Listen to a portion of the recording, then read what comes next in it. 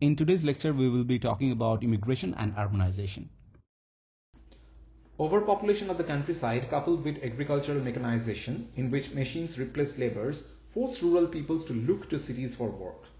Worldwide economic depressions also deeply hurt farmers who lost their farms when they could not pay creditors. For those better off, and especially for ambitious young men, towns and cities seem to offer unlimited business prospects and the chance to enjoy modern technologies such as electricity and telephones, and a whole range of leisure activities such as amusement parks and theaters. In the United States, African Americans continued to flow into cities. Approximately more than 300,000 black people migrated from the South to the North between 1870 and 1900, a small migration compared to what would follow in the 20th century. But many more black people migrated from the countryside to southern towns and cities where, like their white counterparts, they sought new opportunities. The South's fastest growing cities such as Atlanta and Nashville had larger populations of young black people who tended to leave rural areas more often than their parents. Even more than internal migrants from the countryside, immigrants from around the world expanded the size of towns and cities in the Gilded Age. Most of the 11 million immigrants who arrived in the United States between 1870 and 1900 settled in cities where they were most likely to find employment. The great majority were Europeans but Chinese, until their exclusion in 1882, as well as Japanese, French, Canadian, and Mexican migrants also came in search of jobs and a better future. Immigrants radically transformed America's cities. By 1900, 60% of those who dwelled in the nation's 12 largest urban centers were either foreign-born or had parents who had been born abroad. In some cities such as Chicago, Cleveland, and Detroit, 4 out of 5 residents fell into that category. While Northern and Western Europeans still dominated from 1870 to 1900, making up roughly 2/3 of immigrants, a flood of Southern and Eastern Europeans like Italians, Greeks, Poles, Hungarians, Slavs, and Russian Jews accounted for the other third. Between 1900 and 1914, these immigrants surpassed those from Northern and Western Europe. Men made up a large majority of immigrants, nearly 70% between 1880 and 1910. In some ethnic groups, men dominated even more. For example, at the peak of Italian immigration in the first decade of 20th century, men made up 80% of that country's immigrant population. Their origin and massive numbers led Americans to refer to them as the new immigrants. Native-born Americans tended to use this designation as a negative label, unfavorably contrasting them with the old immigrants from the British Isles and Northern Europe. In comparison, new immigrants seemed specially foreign. Their cultures, language, and religion seemed too different for them to become true Americans. And most were Roman Catholic or Jewish, making them specially problematic to native-born Protestant Americans, who believed that they were unfit for self-government. Roman Catholics, they argued, could never be loyal Americans because of their primary allegiance to the Pope, and Jewish seemed specially threatening to Americans who thought of their country as a Christian nation. Asian immigrants, particularly the Chinese, seemed even more different and incapable of assimilating into American culture. The vast numbers of new immigrants, and especially their foreign origins, created a backlash against them. Nativism, or opposition to immigrants and immigration, spiked in the late 19th and early 20th century. In union halls, at colleges and universities, on the floor of Congress, and in popular press, native-born Americans discussed the immigration problem. Native-born workers claimed that desperate immigrants worked for a very little and drove down their wages. Others drew on social and racial theories to call for an end to immigration. Social Darwinists depicted immigrants, in the words of Francis Walker, the head of Bureau of the Census, as beaten men from beaten races, representing the worst failures in the struggle for existence. He described immigrants as vast masses of filth from every foul and stagnant pool of population in Europe. In 1887, nativists formed the American Protective Association, APA. At its peak, in the mid-1890s, the organization boasted 500,000 members. Advocating strict immigration laws, the APAs, like anti-immigrant groups before the Civil War, spread wild conspiracy theories about Roman Catholics. They blamed that the economic collapse of the 1890s on the Pope and claimed that he sent immigrant laborers as shock troops to overthrow the US government. APA members promised never to employ Roman Catholics if Protestants were available and pledged to keep them from holding any public office. Other conspiratorial groups also argued for immigration restriction. The Immigration Restriction League that was founded in Boston in 1894 promoted legislation to filter out inferior peoples flowing into the country. The Depression of 1890s made many question whether the economy could absorb so many foreigners.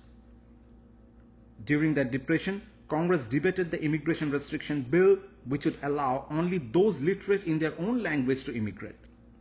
But others defended immigrants and their invaluable contributions, pointing out that many filled jobs that native-born Americans would not take.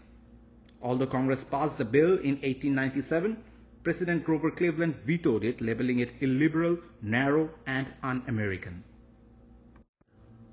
In the 1880s, Chinese immigrants were not as fortunate. Although small in number and once highly prized as railroad workers, the Chinese, more than any other immigrant group in this era, became a target of bigotry and violence.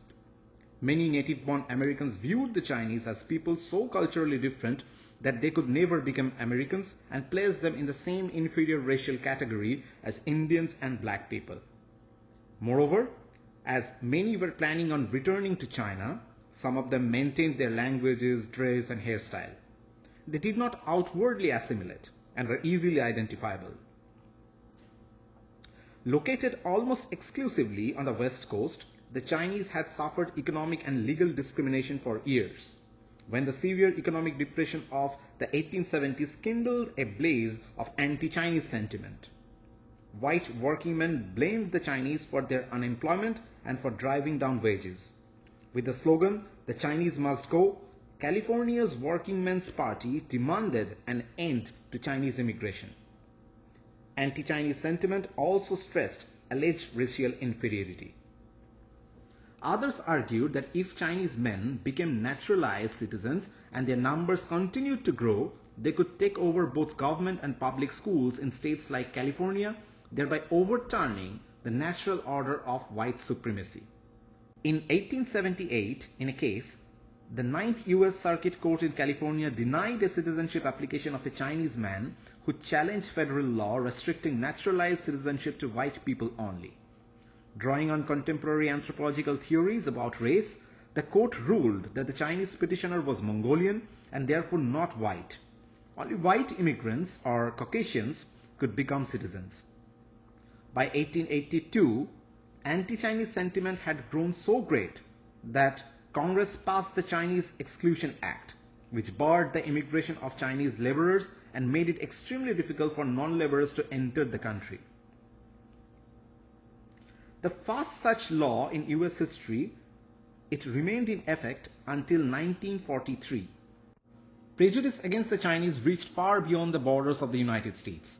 Canada, which attracted Chinese laborers to complete the Canadian Pacific Railroad, first limited Chinese immigration in 1885 by requiring a $50 head tax on Chinese entering the country. Canada also passed a Chinese Exclusion Act, which was in effect from 1923 to 1947. From 1901 to 1957, Australia also targeted Asian migration, excluding non-Europeans by requiring a test in which immigrants had to write 50 words in a European language. Immigrants provided the foundational labor for the nation's exploding industrial growth.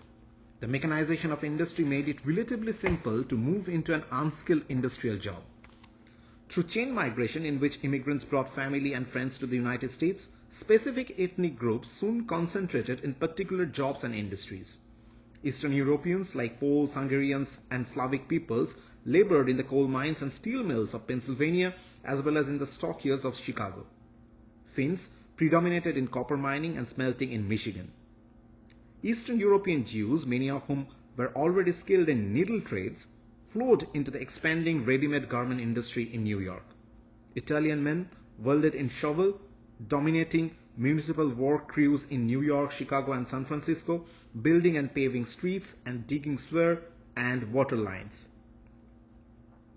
The labor demands of Gilded Age industry came as a shock. Although some had experience working in European industry, most came from rural backgrounds. To them, the United States seemed like nothing but the lands of bosses and clocks. A Polish immigrant explained in a letter home that in America, one had to sweat more during the day than during a whole week in Poland. A sweatshop garment worker recalled, "We were like slaves. You couldn't pick your head up. You couldn't talk. We used to go to the bathroom. The forelady used to go after us. We shouldn't stay too long." Even though real wages earned by American laborers increased significantly in the late 19th century, as much as 50% by some estimates, workers, especially immigrants, faced particular challenges maintaining a minimal standard of living. They generally toiled in the lowest paying jobs, and as the most recently hired, they were often the first to be fired when the economy slowed. As most immigrant men did not make enough money to support an entire family, their wives and children pitched in. Before 1900, foreign-born women made up over half of wage-earning women in the US workforce. For example, some women took in homework, finishing garments for which they were paid by the piece. Homework allowed women to care for their children while earning money, and children even participated in this work, performing simple tasks such as pulling out basting threads in pieces of clothing. Sending children to work rather than school had long-term consequences. Largely unskilled peasants, Italian immigrants worked in the lowest paying jobs. As a result, many found the employment of their children crucial to keeping their families afloat. Immigrants created their own communities in urban and industrial centers that helped cushion their adjustment. They clustered not only by ethnicity or nationality but also by region or village. Recently, a researcher in Chicago identified 17 separate residential clusters of Italians from distinctive regions of their homeland. In their communities, immigrants created informal networks as well as formal organizations to provide support. Despite their own hardships, immigrant families opened their homes to newly arrived members and friends, providing them with foothold in America. Immigrant women shared meager resources and provided each other with food and rent money when unemployment occurred. Self-help organizations also aided immigrants in adjusting to the United States on their own terms. Mutual aid societies, whose members paid small monthly rent, provided a range of services including credit as well as sickness and death benefits. For example, a Pennsylvanian coal town in 1908 boasted societies for Eastern European people. Jewish organized similar mutual aid societies consisting of people from the same town of origin. Mexican workers in the Southwest, most of whom were barred from unions, formed mutual aid groups. For example, the Alianza Hispano-Americana, which started in Arizona in 1894, soon expanded to 275 chapters. Mutual aid societies also organized social events such as picnics, dance, concerts, etc. Immigrant societies often provided the nucleus for churches and synagogues. Although most of the new immigrants were Roman Catholic, they resisted joining parishes previously established by Irish and German immigrants. Instead, despite their poverty, they insisted on building and maintaining their own separate ethnic parishes with their own priests who spoke their language. Ethnic churches often established parochial schools, organized a variety of clubs, and sponsored festivals. Similarly, many religious Eastern European Jewish people rejected the Reform Judaism pioneered by German Jewish earlier in the century, which they viewed as too liberal and American, and instead established Orthodox congregations. Churches and synagogues played an especially important role in providing spiritual, social, and economic sustenance as well as in preserving traditional culture. The immigrant church and synagogue provide valuable insights into the complex ways that religious establishments both aided immigrants in assimilating to American life and maintained tradition. Many offered English classes, taught immigrants about American customs, and encouraged them to seek citizenship. At the same time, religious institutions maintained traditions and ties to the old world, especially in preserving language. Ties between the old and new worlds helped create transnational identity, especially among those groups with deep migration tradition, such as Italians, Poles, and Jewish people, who regularly moved across national borders. Rather than embracing a single identity, they maintained complex attachments and loyalties to more than one nation and culture. Moreover, Many immigrants also retained translocal ties that connected immigrants from a village or region in one nation with those in another nation. Cities teemed with opportunities and energy that offered a universe of activities, from new consumer opportunities to novel forms of entertainment that were unimaginable to the rural dwellers in the United States and in Europe. Department stores sprang up in the late 19th century. Some, such as Macy's, remained household names even today. Mass production, technological and transportation advancement, and exploding urban growth made department stores possible. Designed as palaces of merchandise, these stores provided the convenience of doing all of one's shopping under one roof. Featuring an abundance of items, goods were organized into departments such as home furnishings, stationery, toys, and clothing for easy shopping, and provided a ready outlet of manufactured goods shipped by railroad to cities. The development of clear glass windows allowed merchants to entice passersby with attractive displays of their merchandise, and a new leisure activity, the window shopping, was born. As working hours decreased and real wages increased, working class people had both more time and money to enjoy new forms of entertainment.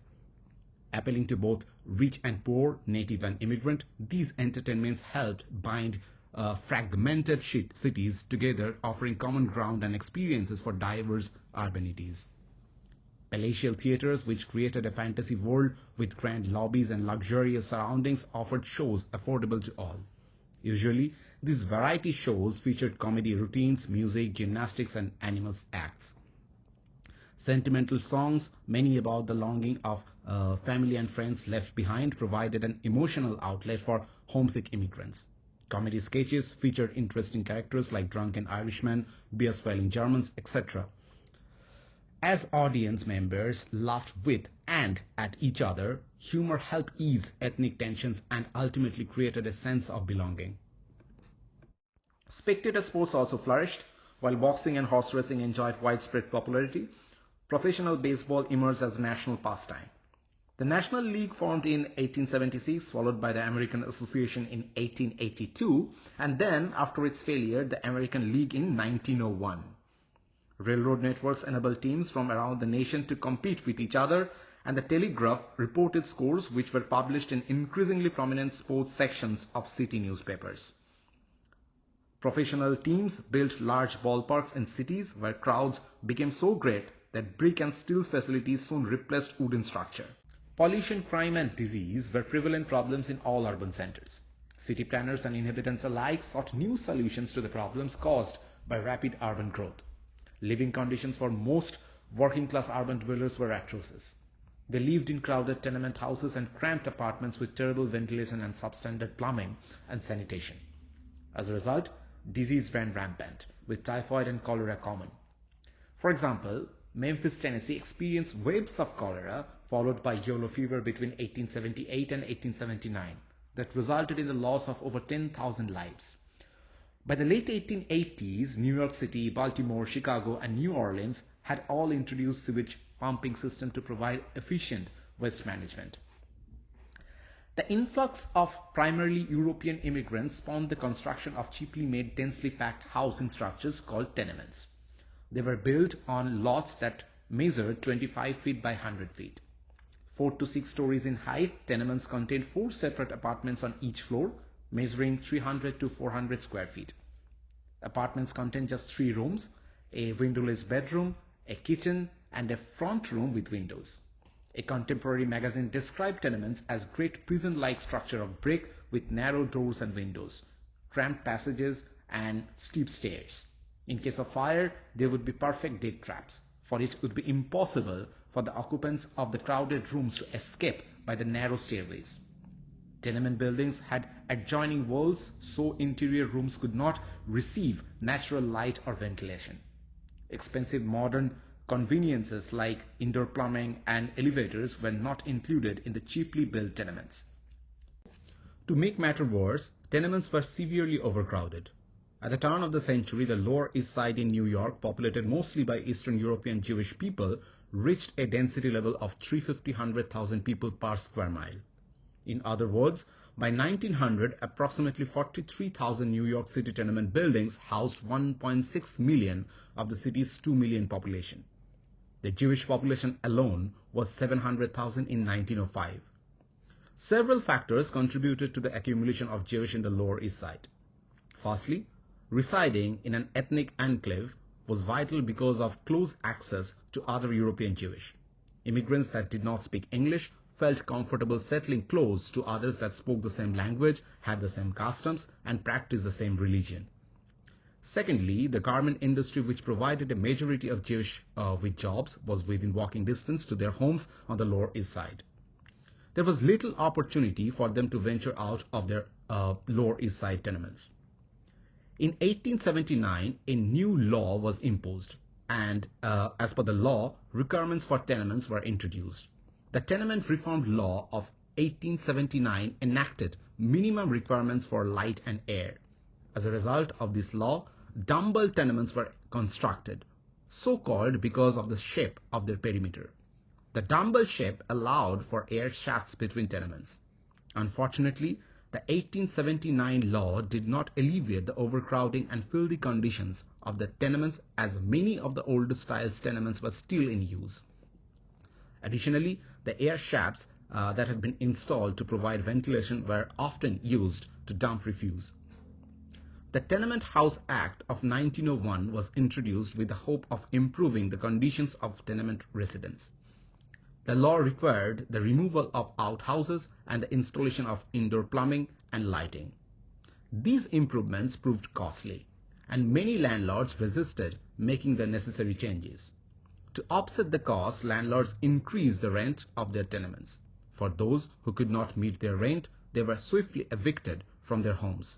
This led to rent wars between landlords and tenants who protested the increase in rent. As the cities grew, so did the challenge of keeping them clean. Horse manure piled up on the street, sewage flowed through open gutters, and factories used to disperse foul smoke into the air. Without dependable trash collection, people dumped their garbage on the street. Although private contractors were hired to sweep the streets, collect garbage, and clean outhouses, they often did not do their job properly. By 1900, many cities had developed sewer lines and created sanitation departments. However, the task of providing hygienic living conditions was an ongoing challenge for urban leaders. As the populations of the cities increased, pickpockets and thieves flourished.